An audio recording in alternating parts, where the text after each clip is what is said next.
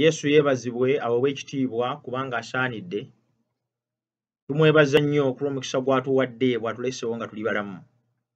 Weebale okulaba ebigambo bino ate n'okubeera nga obiwuliriza ate n'okubigabanako n'abalala. Erinnya lya Mukama lyebazibwe.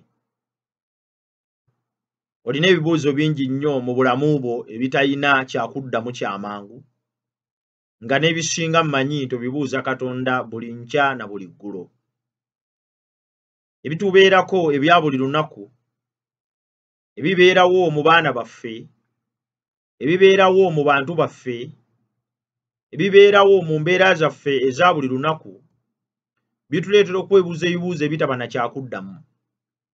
Luusi bwe tufiirwa abantu baffe be twagala ennyo, luusi bwe tugobebwa ku mirimu nga tetwagisaba Katonda, luusi obufumbo bwe butubula nga tetusiba ne tusaba, oluusi bwe tusula enjala, oluusi bwe tutandika bizinesi zaffe n'okusaba ne tuzisabira ne zitagenda mu maaso, tubeera n'ebibuuzo bingi nnyo bye tubuuza Katonda nga twagala okumanya n'okutegeera.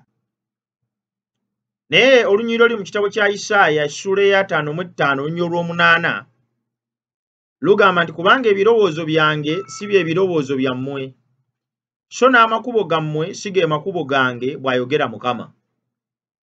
Ebirowoozo byo si bye bya Katonda, amakubo go si ge ga Katonda. Manyi nti olina bingi by'oteeseteese, manyi nti mu birowoozo mulimu bingi by'oteekateeka okukola.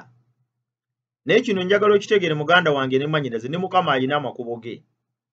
Kikyategeeza mu nnyiriri zino nti enkola yange si y'enkola yammwe, engeri ebintu gye mbikwatamu gwe si gy'obikwatamu.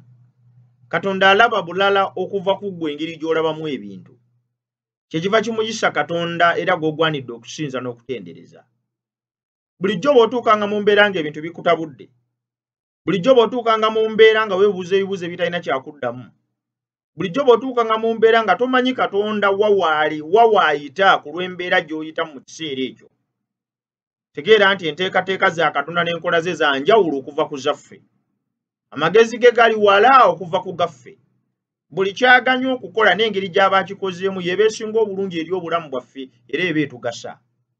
Kyenva nsaba Mukama akuwa amaanyi era akunyweze mu kigambo kye, ng'okimanya bulijjo nti amakubo ga Katonda ga njawulo.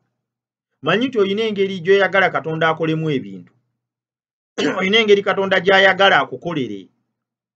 Abamu oyagala Katonda akuwe promotion ku mulimu, bamu oyagala kufuna visa kugenda bweru, abamu oyagala kusumuluka kuzaala mwana. Manyi nti olina by'oyagala Katonda akukolere, naye oluusi biyinza obutakolebwa nga bw'obisabye, kubanga amakubo ge n'enkola ze za njawulo okuva ku zaffe.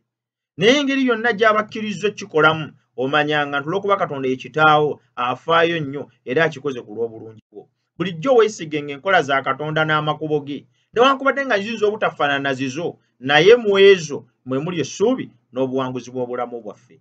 Mukama akuwa omukisa.